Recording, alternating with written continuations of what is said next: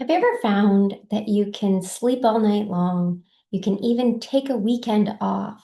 You can even go on vacation, and yet you still feel exhausted. If that's you, I want you to know that you're not lazy. You're not unmotivated. It's not your age, and it's not always just about stress. There's something deeper and bigger going on for you. So let me explain what's going on because this is more about who you are and what's happening for you. So I hope that this video adds a lot of clarity for you, some groundedness, and some direction of why you feel what you feel and what to do about it. In my 10 years as a counselor and as somebody who is very empathic and a psychic medium, I've worked with so many people who think that they're just tired or they use the word burnt out. But when we peel back the layers, there's actually a common thread that's going on. There's a common root cause. The truth is, you're actually absorbing the emotions and the stress of other people. They don't even belong to you, but it feels like it does. I used to do this all the time. When I was younger in my work and I wasn't developed in my self-awareness, I'd go home every day exhausted. I felt like I just ran an emotional marathon. I was mentally exhausted. And there was just so many thoughts running through. They weren't even my thoughts. They were just random things that were coming up for me. And I needed to have a nap every day after work. I was just exhausted. Or even after I was in a crowd, I would just need to rest for so long. And then I'd wake up and I still didn't feel good. And truthfully, I thought this was normal. Or I thought I was just being too sensitive or that I needed more sleep or something like that. I had all these different reasons. But the biggest reason was I was consuming other people's energy as an empath, and I had an energy boundary problem that I didn't even know. Here are the three hidden causes of tired all the time. The first cause is being emotionally overloaded. If you ever leave conversations feeling heavier than when you started the conversation, that's a sign. This isn't just that that person makes you tired. Yes, they drain your energy. Your body is absorbing somebody else's emotions like a sponge.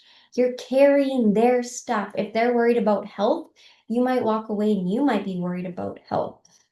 You might start consuming other people's thoughts that aren't even yours and carrying their own emotions like bricks on your back. You're just filling up this backpack with other people's emotions. You might be emotionally overloaded. The second cause is an energetic loop where you're just replaying conversations in your head over and over again. You might think this is overthinking, but it's actually your nervous system is trying to process energy that isn't even yours. Your brain is literally looping because it can't file away what isn't yours. It doesn't belong to you, so it doesn't need a place in your system. But if you notice that you're just overthinking and replaying all these thoughts, this might be somebody else's. And we'll get into what to do about that. The third cause is you take time off, but you're still mentally and energetically on. So people go to rest, but they're still scrolling or they're thinking about the to-do list and they're still feeling on. They're ready to be at somebody's beck and call. You might just be lying down and it looks like you're resting, but energetically, you're solving somebody else's problem or you're wondering why your body won't recharge because you're still on. You haven't got to that rest and digest. This is what I call the false rest. And here's the kicker, your rest won't work until you learn how to release what is not yours first. You need to put off that backpack and then you can move forward. How to start releasing what's not even yours. Let me give you something today to start with. First of all, notice the shift. Step one, pay attention to how you feel before a conversation, after conversation, before any dynamic. Maybe that's going into a grocery store, maybe that's going to an event, whatever it might be. Notice if your mood is different and not because something happened to you, but just all of a sudden there's a shift and you can't explain why. That's likely not your energy, that's somebody else's. One example, I remember walking into the grocery store and I felt really good and I had my grocery list and I was feeling okay about it. And then I left and I just felt such lack, like I couldn't afford my groceries and that I just felt sad and I had all these pains. And I just remember I just felt off. I was leaving and I was like, why do I feel so crappy coming out? Like I accomplished what I needed to. I'm grateful for the abundance of groceries I have, but I feel so depleted. And this meant I was carrying somebody else's energy. I picked up other people's thoughts just from being around them. That is how much of a sponge an empath is when you're not protected. Now that I know how to protect myself, that's not the case. I can identify it, but it doesn't consume me. And we'll get into that right away. So the first step, I want you to just start to notice. Notice how you feel before and after a situation, a place, or an event. Second step is to ask the question to yourself.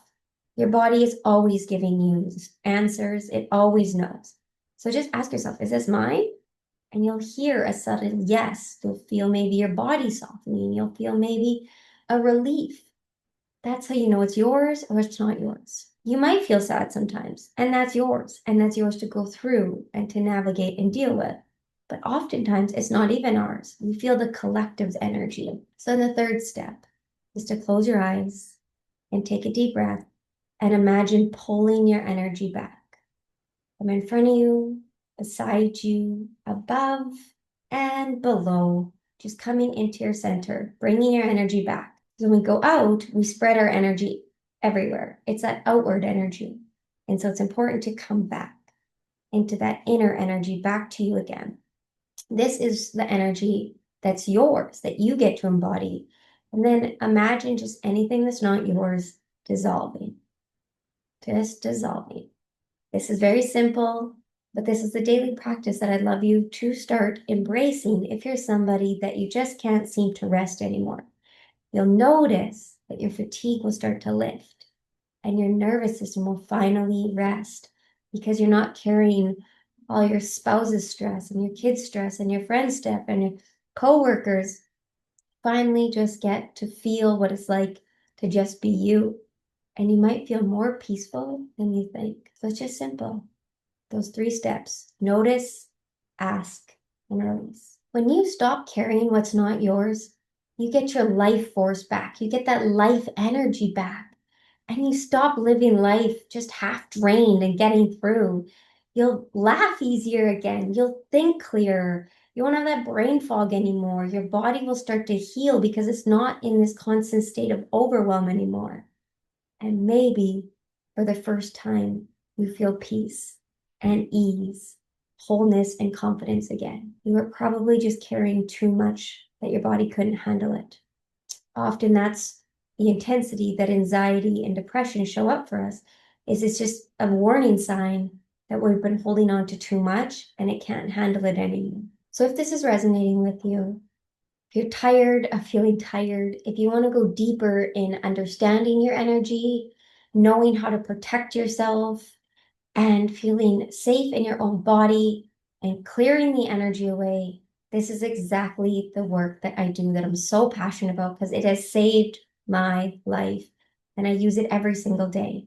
This is spiritual and energetic hygiene. I've created a quiz for you so you can see what kind of empath you are. You can go through that whole journey. And I also have a course for you to help you feel empowered instead of that wired and tired and depleted energy. I lived in that one so long, and I know how to be an empowered empath now.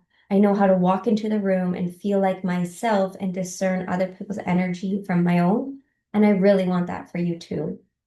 If you want to go deeper than that, I would love to have a session with you where we get to the root cause of any energy leaks that you're not aware of, beyond what I've even talked about now, but really creating that energetic blueprint for you to get you in that state of thriving instead of always crashing.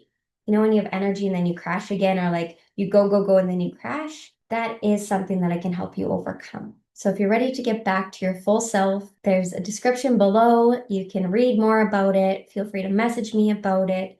I just really want you to feel lighter and clearer and truly rested and rejuvenated. Your energy was never meant to store everybody else's energy. You just have to contain your own. Bye for now.